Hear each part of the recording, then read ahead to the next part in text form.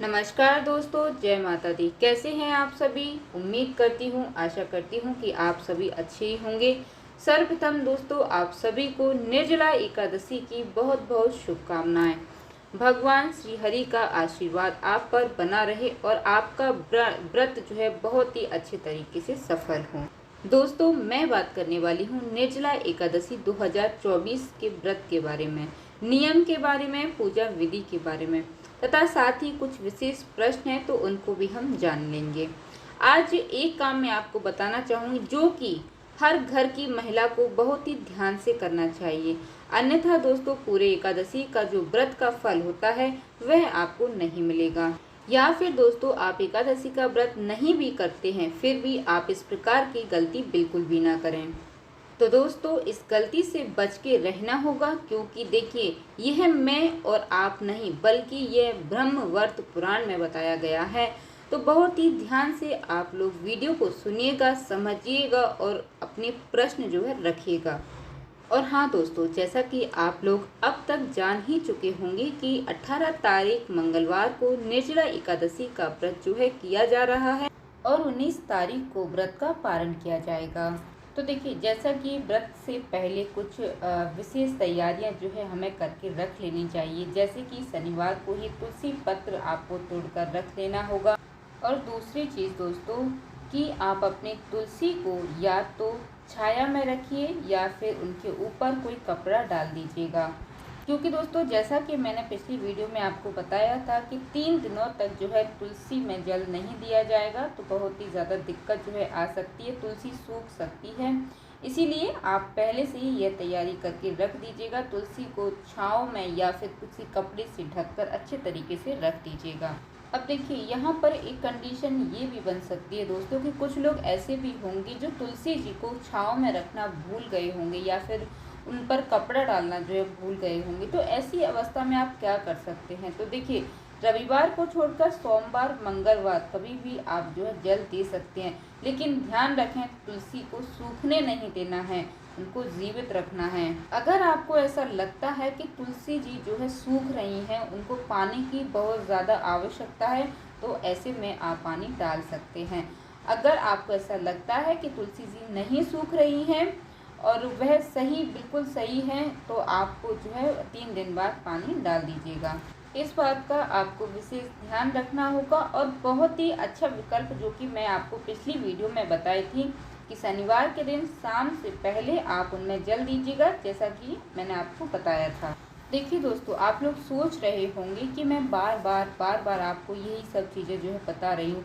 देखिए, मेरा बताने का केवल और केवल एक ही उद्देश्य है कि आपसे किसी भी प्रकार की भूल ना हो। और देखिए, अगर हमारे घर की आंगन की तुलसी अगर सूख जाए तो सोचिए फिर क्या ही होगा। तो इसलिए दोस्तों मैं आपको बार मैं प्रयास कर रही हूँ कि आप किसी भी चीज़ से जो है वंचित ना रहें, आपको वह हर एक जानकारी आप तक पहुँच सके। देखिए, यदि रविवार को भी यदि आवश्यकता हो तो आप उनमें जल दीजिए। सब मिलाकर आप समझ सकते हैं कि तुलसी को मरने नहीं देना है, हमें उनको जीवित रखना है, क्योंकि गर्मी बहुत ज़्यादा है और पानी के बिना यदि वह सूखती हैं तो उसका अलग तरीके का दोष आपके परिवार के ऊपर होता है। इसलिए दोस्तों इस विशेष बात का आप विशेष ध्यान रखिएगा। अब चलिए कुछ महत्वपूर्ण बातों को और जान लेते हैं। जैसे कि देखिए, पहली ये चीज़ कि निर्जला एकादशी का व्रत, बहुत सारे प्रश्न हैं कि क्या करें। हम पहले से सभी एकादशियों का व्रत करते आए, तो क्या निर्जला एकादशी का जो व्रत है वह निर्जला रखना अनिवार्य है? तो निर्जला एकादशी का व्रत आप जल और फल लेकर भी रख सकते हैं, यदि शारीरिक क्षमता आपके अंदर नहीं है तो। आप जैसे बुजुर्ग हैं या किसी रोग से पीड़ित हैं, दवाई लेना आपके लिए आवश्यक है, ऐसी स्थिति में आप जल और फल लेकर भी इस व्रत को कर सकते हैं। अब देखिए, जो लोग स्वस्थ हैं, शारीरिक रूप से कोई दिक्कत नहीं है, वो बिल्कुल निर्जला एकादशी का व्रत करें। जैसा कि आप जानते हैं कि 10वीं तिथि से ही यह जो है निर्जला एकादशी का नियम हमें प्रारंभ करना होगा। ब्रह्मचर्य का पालन करिएगा आप लोग। और हाँ, बाल वगैरह धो लेना। और दूसरी चीज़ हमें ध्यान रखना है कि हमें हर तरीके से भगवान का ध्यान करते हुए इस व्रत को प्रारंभ करना है। अब 17 और 18 तारीख की रात को आप मान लीजिएगा 17 तारीख को आप सामान्य खाना खा लिए, खाने के बाद आपका व्रत प्रारंभ हो गया। अब उसके बाद आप क्या करेंगे कि आप अपना व्रत जो है आराम से करेंगे। उसके बाद रात को आप पानी पीना चाहें तो आप 12 बजे से 1 बजे तक या फिर 3:30 बजे तक जो है पानी पी सकते हैं। अगर आप जाग रहे हैं, प्यास लगी है तो आप पी लीजिएगा। अब देखिए, जैसे कि आप 17 तारीख को खाना वगैरह खा करके लेट जाएंगे, या मेरा मतलब है 9-10 बजे तक यदि आप जागते हैं तो आप केवल पानी पी सकते हैं। आप सोच रहे होंगे कि हम अनाज वगैरह खा लें, तो ऐसी गलती बिल्कुल भी मत कीजिएगा। आप केवल और केवल पानी ही पीजिएगा। आप चाहें तो नारियल पानी भी मंगा करके रख सकते हैं, है ना। ध्यान इस बात का रखना होगा कि भूल से भी आप अन्न का सेवन ना कर लें। अब देखिए, अगले दिन बहुत ही कठिन व्रत है दोस्तों, और इस व्रत को हर कोई नहीं कर पाता है। जब तक भगवान विष्णु की विशेष कृपा नहीं होती तब तक व्यक्ति निर्जला एकादशी का व्रत पूरी तरह से नहीं निभा पाता है। तो आपको क्या करना है, आप चाहें तो 2:30 से लेकर 3:30 तक जो है आपको विधिवत जल पी लेना है। आपको ग्लूकोज वगैरह ऐसी चीज़ें आप ले लीजिएगा, नारियल पानी वगैरह का सेवन कर लीजिएगा। ये आपके लिए विकल्प है, ये आपकी जो शरीर में जो है एनर्जी बनाए रखेंगे। अब अगली चीज़ दोस्तों, 18 तारीख को आप जो है व्रत करेंगे। व्रत का संकल्प आपको लेना होगा। व्रत के संकल्प में आपको अपना नाम, स्थान, गोत्र यह सब लेना है। अगर आपको कुछ भी पता नहीं है तो भी आप हाथ जोड़कर केवल इतना कहिए कि हे प्रभु श्री, हे श्री हरि कृष्ण हरि विष्णु, मैं आपकी पूजा करूंगी और निर्जल एकादशी का व्रत करूंगी। आप कृपा करिएगा, मेरे व्रत को पूर्ण करिएगा। एक बात ध्यान से समझ लीजिएगा, जब तक श्री हरि की कृपा नहीं होगी यह कठिन व्रत आप पूर्ण नहीं कर पाएंगे। इसलिए उनसे शक्ति संकल्प के समय ही जरूर मांग लीजिएगा। इस प्रकार से करके आप अपने व्रत का संकल्प ले सकते हैं। ध्यान रहे, जो नहीं करने लायक हैं वो इस व्रत को जबरदस्ती ना करें। शरीर में क्षमता है तो ही आप इस व्रत को करें। व्रत का संकल्प आपने कर लिया, व्रत प्रारंभ हो गया। ध्यान रखिए, सूर्य उदय से लेकर अगले सूर्योदय तक इस व्रत को पूरा नियम पालन कीजिएगा। उसके बाद पूरे मन से आप भगवान विष्णु जी का ध्यान करते रहिएगा। अब देखिए दोस्तों, एक प्रश्न यह भी आया है कि एकादशी के व्रत में थूक भी नहीं निकला जाता है, अंदर थूक नहीं लिया जाता है। तो मैं आपको बताना चाहूँगी कि यह सब फालतू की चीज़ें हैं, इनका ध्यान हमें बिल्कुल भी नहीं करना चाहिए। अगर आप इन बातों पर ध्यान करेंगे, ध्यान रखेंगे तो आपके साथ भी वही होगा। अधिक थूक आने लगेगी तो फिर आप थूक नहीं पाएंगे, या फिर बार बार थूकेंगे तो आपका पूजा व्रत आप सब चीज़ों में आपका मन जो है नहीं लगेगा, केवल एक ही होगा, आपका मन जो है खराब रहेगा। इसलिए आप इन बातों पर ध्यान ना रखें। इन बातों पर ध्यान केंद्रित करने से अच्छा होगा कि आप केवल और केवल आप इतना बड़ा, देखिए इतना बड़ा आप महाव्रत कर रहे हैं तो आप भगवान विष्णु के मंत्रों का जप करते रहिए। क्योंकि देखिए, व्यर्थ की बातों को ध्यान में रखने से अच्छा है कि हम भगवान के किसी भी मंत्र का जो है मन ही मन जप करते रहें।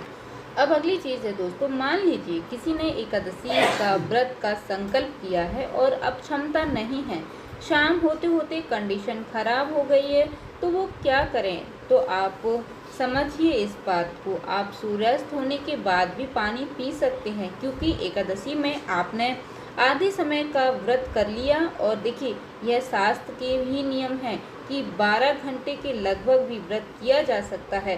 पूर्ण व्रत की अलग अलग बात है, परंतु क्षमता नहीं है तो आप सूर्यास्त होने के बाद भी पानी पी सकते हैं। अन्न मत खाइएगा, ध्यान रखिएगा। अब देखिए, अगली चीज़ मैं आपको बता दूं दोस्तों, पारण का। पारण वाले दिन दोस्तों आप जल्दी उठ जाइएगा और भगवान विष्णु की पूजा कर लीजिएगा। चरणामृत लेकर के आप इस व्रत को खोलेंगे। अब देखिए, एक चीज़ आपको यहाँ पर समझना होगा कि यदि आप निर्जला एकादशी का व्रत धारण किए हैं तो आप चरणामृत से जो है व्रत का पारण करेंगे, और आप जल लेकर के निर्जला एकादशी का व्रत किए हैं तो आप तुलसी पत्र और चरणामृत दोनों लेकर के इस व्रत को खोलेंगे। लेकिन दोस्तों पारण के समय एक चीज़ का ध्यान हमें ज़रूर रखना है। दोस्तों शास्त्र कहते हैं कि हमें ब्राह्मणों को भोजन कराना चाहिए। अब देखिए शारीरिक क्षमता यदि आपकी है तो आप पानी पी लें और स्वयं खाना खाने से पहले आपके यहाँ कोई ब्राह्मण आपको मिल जाते हैं तो आप उन्हें बुला करके खाना ज़रूर खिलाइएगा। और देखिए यदि ऐसा संभव नहीं हो पाता है तो आप जो है कच्चा अनाज निकाल करके किसी मंदिर धार्मिक स्थान वगैरह पर भिजवा दीजिएगा। देखिए पारण में ध्यान योग्य बात यह है कि आपको सरसों के तेल, लहसुन, प्याज इत्यादि चीज़ों का प्रयोग नहीं करना है। बिल्कुल एकदम शुद्ध और सात्विक भोजन ही आपको ग्रहण करना है। एक चीज़ और दोस्तों, जैसा कि मैं आपको हर एकादशी से पहले जब मैं वीडियो अपलोड करती हूँ मैं आपको बताती हूँ कि एकादशी के पारण में लौकी का विशेष महत्व होता है। तो हो सके तो आज के दिन आप लौकी ज़रूर बना लीजिएगा। इसके बाद आपको ध्यान यह रखना है कि एकादशी में 3 समय भोजन नहीं किया जाता है। यानी जब आप बैठे तो एक बार बहुत कुछ अच्छी तरीके से आप भोजन में कर लेना है। चावल, दाल, रोटी जो भी आप बनाए हो खा लीजिएगा। उसके बाद आपको भूख लगती है तो आप दूध, फल, चाय ये सब ले लीजिएगा। ध्यान रखें दूसरा भोजन आपको रात में ही करना है, क्योंकि अगर आप तीसरी बार भोजन करते हैं तो उसका जो फल है वह त्रिजटा को चला जाता है। 3 बार भोजन ग्रहण करने पर त्रिजटा को एकादशी का फल चला जाता है। भगवान श्री राम ने उन्हें जो है वरदान दिया है कि जो भी एकादशी व्रत करने के बाद पारण में 3 बार अन्न भक्षण करेगा उस व्रत का फल त्रिजटा को चला जाएगा। इस बात का आप विशेष ध्यान रखिएगा। अब देखिए दोस्तों, जैसा कि मैंने आपको पिछली वीडियो में कुछ नियम आपके साथ जो है शेयर किए थे, जिसमें से एक नियम था कि झाड़ू नहीं लगाना चाहिए। एकादशी के दिन काफ़ी क्वेश्चन आए कि दीदी हम झाड़ू कैसे नहीं लगाएं। देखिए एकादशी में कोई दोष नहीं लगता है। आप क्या करें कि आप एक दिन पहले झाड़ू पोछा, सूर्यास्त होने से पहले 10वीं को झाड़ू पोछा लगा लें, सफाई कर लें। एकादशी में जो झाड़ू नहीं लगाने के पीछे का जो नियम है वह केवल और केवल यही है दोस्तों कि जब झाड़ू लगाएंगे तो हमारे हाथों से किसी भी छोटी से छोटी जीव को नुकसान ना हो जाए। इसलिए एकादशी में मना किया जाता है कि आप झाड़ू तक भी ना लगाएं। बाकी कोई दोष नहीं है, अगर आप लगाना चाहें तो सावधानी से लगाएं। लेकिन हाँ, एकादशी का नियम जितना ज़्यादा पुण्य देने वाला होता है उतना ही ज़्यादा पापों को भी बढ़ाने वाला होता है। इसलिए दोस्तों हमें ध्यान रखना है कोई भी गलती, कोई भी चूक हमसे नहीं होने पाए। अब देखिए आप व्रत रखे हैं अच्छी बात है, नहीं रखें तब भी अच्छी बात है। जो व्रत धारण किए हैं उन्हें और जो व्रत धारण नहीं किए हैं उन्हें दोनों को ही यह काम कर लेना है। जैसे 1 या 2 दिन पहले आपको भगवान विष्णु जी के लिए एक सुंदर सी ड्रेस खरीद लाना चाहिए। जो व्रत नहीं करते हैं वह आज चावल कदापि मत खाइएगा। तो दोस्तों नियमों का पालन करते हुए आप निर्जला एकादशी का व्रत धारण कीजिएगा। आशा करती हूँ दोस्तों कि आपको वीडियो अच्छी लगी होगी। अगर वीडियो थोड़ी बहुत भी अच्छी लग जाती है तो वीडियो को लाइक ज़रूर कर दीजिएगा। साथ ही हमारे साथ जुड़े रहने के लिए चैनल को सब्सक्राइब कर दीजिएगा। जय माता दी दोस्तों, धन्यवाद।